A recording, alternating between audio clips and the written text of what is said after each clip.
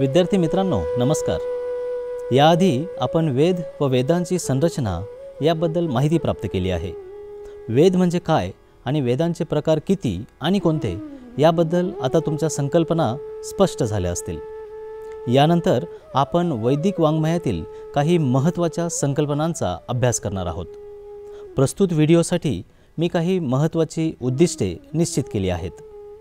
त्यातील काही महत्त्वाची उद्दिष्टे म्हणजे तुम्हाला वेदातील ब्राह्मण ग्रंथ आणि अरण्यके याबाबत माहिती करून देणे, ब्राह्मण ग्रंथ व अरण्यकांच्या संकल्पना समजावून सांगणे, तसेच तुम्हाला मानवी जीवनातील ब्राह्मण ग्रंथ व अरण्यके यांचे महत्त्व विशद करणे आणि ब्राह्मण ग्रंथ व अरण्यके यांचे सद्यस्थितीतील महत्त्वाचे विश्लेषण करण्यास सक्षम करणे। चला तर मग सुरू करूया या मुख्य आशयाला। सर्वप्रथम आपण ब्राह्मण ग्रंथ या घटकाचा अर्थ आणि संकल्पना समजून घेऊ।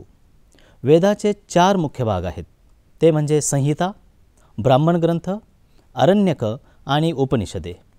या चारही म्हणजेच संहिता, ब्राह्मण ग्रंथ, अरण्यके आणि उपनिषदे यांचे एकत्रीकरण होऊन निर्माण होणाऱ्या वाङ्मयास वेद म्हणावे असे प्राचीन अभ्यासकांनी सांगितलेले आहे। आता आपण ब्राह्मण ग्रंथ म्हणजे नेमकं काय ते जाणून घेऊया। तर यज्ञकर्माचे एखाद्या मुद्द्यावर केलेले सविस्तर विवेचन म्हणजे ब्राह्मण ग्रंथ होय। यज्ञ व मंत्र यासंबंधी जे सविस्तर व सुलभ विवेचन केले जाते त्यास ब्राह्मण ग्रंथ असे म्हणतात। यानंतर आपण ब्राह्मण ग्रंथांवर एक दृष्टिक्षेप टाकू। ब्राह्मण ग्रंथ हे मंत्रांच्या संहितांनंतर तयार झाले असावे असे प्राचीन वेद अभ्यासकांचे मत आहे। ब्राह्मण ग्रंथांचा काळ निश्चित करताना मॅक्स म्युलर या अभ्यासकाने इसवी सन पूर्व 1000 ते 1200 हा कालखंड मानलेला आहे, तर वेबर या विचारवंताच्या मते तो कालखंड इसवी सन पूर्व 1200 ते 1500 आहे असं तो म्हणतो। ज्योतिषशास्त्राचा आधार घेऊन ब्राह्मण ग्रंथाचा काळ ठरविण्याचा प्रयत्न लोकमान्य टिळकांनी देखील केला आहे। ब्राह्मण ग्रंथांचा काळ इसवी सन पूर्व 4000 ते 6000 म्हणता येत असला तरी तो निश्चित करता येत नाही, कारण तो त्याही पूर्वीचा काळ असू शकतो असे लोकमान्य टिळकांचे मत होते। ब्राह्मण ग्रंथांच्या आकलनासाठी छंद, व्याकरण, निरुक्त, ज्योतिष, कल्प, शिक्षा ह्या 6 अंगांचा अभ्यास महत्त्वाचा ठरतो आणि तुलनेने हे अध्ययन क्लिष्ट असल्यामुळे ब्राह्मण ग्रंथांचे आकलन होणे कठीण ठरते। असे असले तरी ब्राह्मण ग्रंथांचे वेदाभ्यासातील महत्त्व अनन्यसाधारण आहे। आता आपण ब्राह्मण ग्रंथांचे विषय यावर चर्चा करू। ब्राह्मण ग्रंथात मुख्यत्वे यज्ञ हा विषय अधोरेखित केला आहे। यज्ञ कोणते आहेत, त्याचे प्रकार किती, यज्ञ कोणी व का करावा अशा अनेक प्रश्नांची उत्तरे ब्राह्मण ग्रंथामध्ये दिली आहेत। वरवर पाहता अर्थवाद हा ब्राह्मण ग्रंथाचा मुख्य विषय भासतो, ज्याचा अर्थ चांगल्या कामाची स्तुती व वाईट कामाची निंदा असा होतो। मात्र शबराचार्यांनी अर्थवादाचे 10 विषय असल्याचे प्रतिपादन केले आहे। आता हे 10 विषय कोणते ते आपण जाणून घेऊ। तर हे 10 विषय आहेत हेतू, व्युत्पत्ती, निषिद्ध कर्माची निंदा, विधेय कर्माची स्तुती, संशय, विधी, दुसऱ्याने केलेल्या कर्माचे प्रतिसाद, पूर्वीच्या कथा, निश्चय आणि उपमान असे हे अर्थवादाचे 10 विषय आहेत। विद्यार्थी मित्रांनो, आतापर्यंत आपण ह्या व्हिडिओ शृंखलेमध्ये ब्राह्मण ग्रंथाचा अर्थ व संकल्पना, ब्राह्मण ग्रंथावरील दृष्टिक्षेप व ब्राह्मण ग्रंथाचे विषय यावर चर्चा केलेली आहे। आता आपण निरनिराळ्या वेदांचे ब्राह्मण ग्रंथ यावर माहिती प्राप्त करणार आहोत। निरनिराळ्या वेदशाखांचे ब्राह्मण ग्रंथ उपलब्ध असून त्यात यज्ञात भाग घेणाऱ्या ऋषींच्या कामाची माहिती सांगितलेली आहे।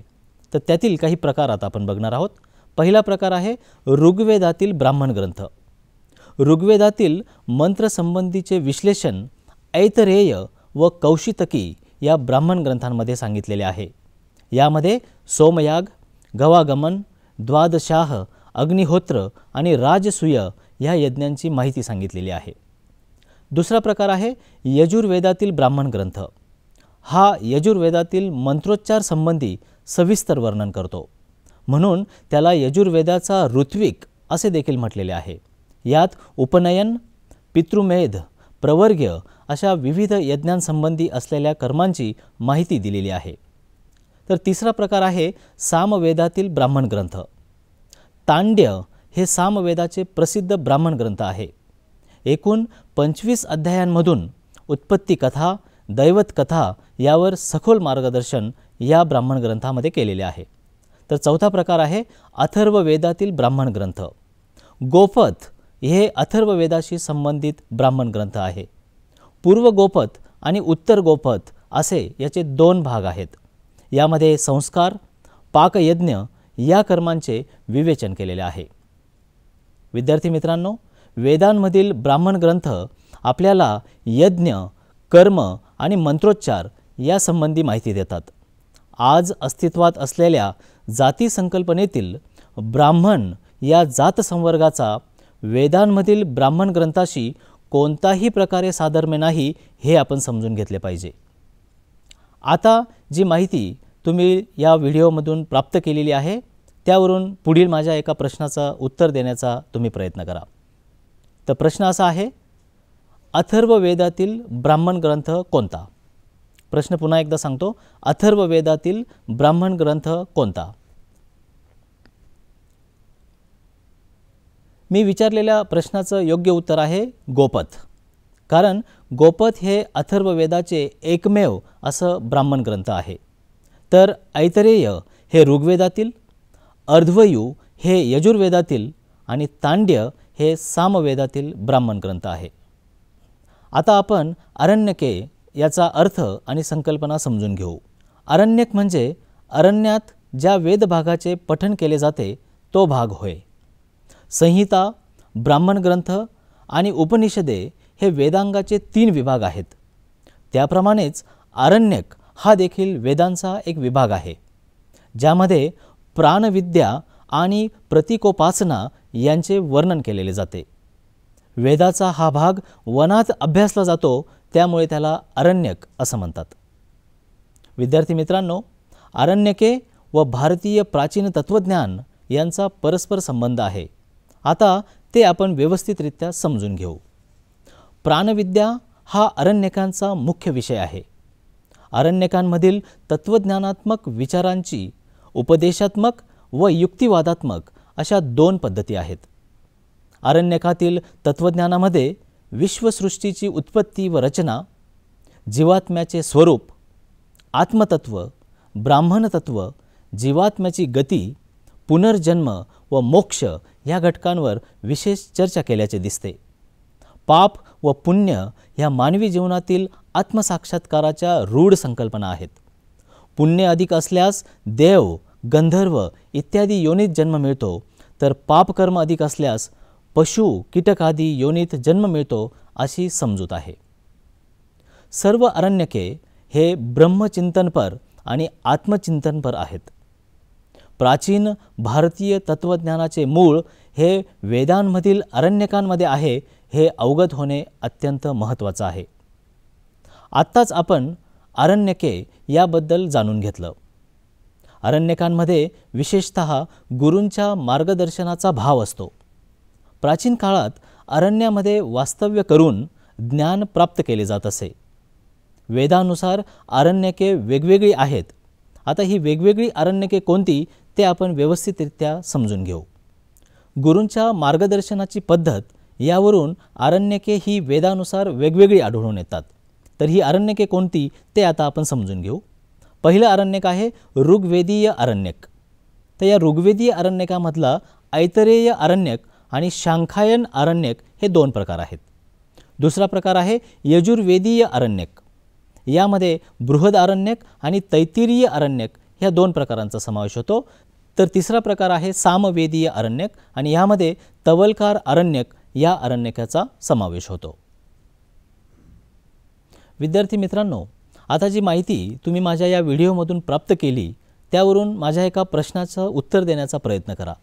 माझा प्रश्न असा आहे की खालीलपैकी ऋग्वेदीय अरण्यक कोणते?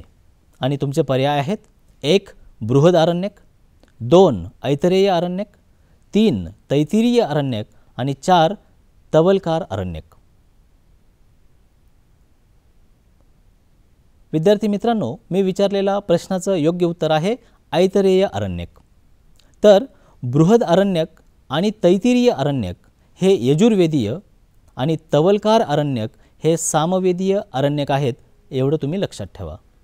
विद्यार्थी मित्रांनो, प्राचीन भारतीय तत्त्वज्ञान अगाढ आणि विश्वव्यापी आहे. ब्राह्मण ग्रंथ व अरण्यके यांचा अभ्यास केला तर आपल्याला भारताचे तत्त्वज्ञान समजून आचरणात आणणे सोयीचे ठरेल. सध्याच्या आधुनिक तंत्रज्ञानातील युगात माणूस माणसापासून दूर जातोय अशी भावना निर्माण होऊ लागलेली आहे. आपली प्राचीन संस्कृती आपल्याला एकमेकांशी स्नेह आणि प्रेम या भावनांनी जोडून ठेवते, हे आपण कधीही विसरता कामा नये. आणि त्यासाठी ब्राह्मण ग्रंथ व अरण्यके आपल्याला नक्कीच मार्गदर्शक ठरतील, यात शंका नाही.